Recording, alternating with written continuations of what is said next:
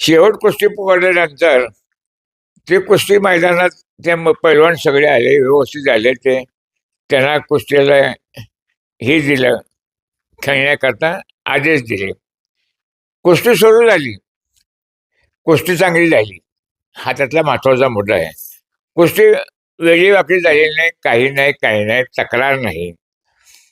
कुस्ती सुरू होताना जे आता पृथ्वीराज नाही काय, पृथ्वीराज काय मोळ मोहोळ, तो आता महाराष्ट्र केसरी आलाय.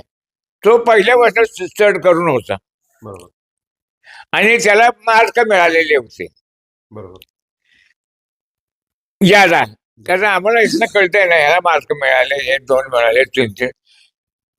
अशा पद्धतीने ती कुस्ती चालली होती. कुस्ती चितपट होण्याकरता काय करावं लागतं? एक ढाक मारायला लागते. ढाक मारली तर चितपट पडतो. बरोबर एक पट काढून घिसा मारावा लागतो.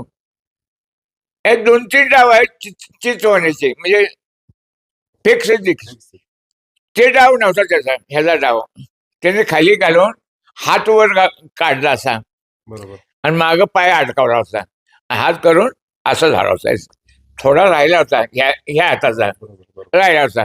ती कुस्ती झाली, म्हणायला काय हरकत नाही. आणि जर नाही मानले, ते लोक ओरडायला लागले. त्याचे हे होते जास्त काय, गुण जास्त होते.